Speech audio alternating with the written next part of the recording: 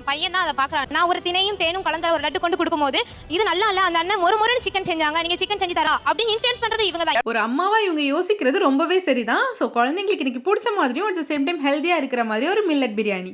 ஒரு கப் தென அரிசியை நல்லா வாஷ் பண்ணி 1 மணி நேரம் ஊற வச்சுக்கோங்க. குக்கர்ல தேங்காய் ஆட் பண்ணி மேரினேட் பண்ணி வச்சிருந்த ப்ரான்ஸை லேசா ஃப்ரை பண்ணி எடுத்துக்கோங்க. இதுக்கு ஸ்பெஷல் மேரினேஷன் எதுவுமே இல்லை.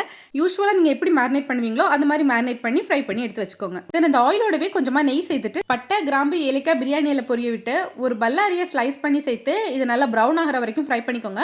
இதுக்கப்புறமா இதுல இஞ்சி பூண்டு பேஸ்ட்டும் பச்சை மிளகாவும் சேர்த்து இஞ்சி பூண்டு பேஸ்ட்டோட பச்சை வாசனை மாறுற வரைக்கும் வதக்கிக்கோங்க. தென் இதுல 1 டீஸ்பூன் உப்பும் மசாலாவும் சேர்த்துக்கோங்க. மசாலாவோட அளவு எல்லாமே டிஸ்கிரிப்ஷன்ல கொடுத்துருக்கேன். மசாலாவோட பச்சை வாசனை மாறுறதும் ஒரு தக்காளி சேர்த்து நல்லா கொலைய வதக்கிட்டு ஃப்ரை பண்ணி வச்சிருந்த ப்ரான்ஸும் கொஞ்சம் மல்லி இலையும் புதினாவும் சேர்த்து நல்லா மிக்ஸ் பண்ணிக்கோங்க. கிரேவில இருந்து இந்த மாதிரி நல்ல எண்ணெய் பிரிஞ்சு வர டைம்ல 2 கப் தேங்காய் பால் சேர்த்துக்கோங்க. 1 கப் அரிசிக்கு 2 கப் தேங்காய் பால் எடுத்திருக்கேன். கிரேவி நல்லா கொதிச்சு வர டைம்ல ஊற வச்சிருந்த தென அரிசி இதுல சேர்த்துட்டு மறுபடியும் ஒரு கொதி வந்ததும் பிரஷர் குக்கர்ல விசில் போட்டு லோ ஃப்ளேம்ல ஒரு 15 நிமிஷம் வேக வச்சு எடுத்தீங்கன்னா சம்பவம் ரெடி. மில்லட்ஸ் எப்பவுமே நம்ம வேக வச்சு எடுத்த உடனே குழஞ்ச மாதிரி கொஞ்சம் ஒட்டி பிடிச்ச மாதிரி தான் இருக்கும். கொஞ்ச நேரம் கழிச்சு பார்த்துட்டீங்கன்னா நல்லா உதிரி உதிரியா வந்துடும். ஸோ கட்டாயம் ட்ரை பண்ணி பாருங்க அண்ட் மறக்காம நம்ம பேஜையும் ஃபாலோ பண்ணிக்கோங்க.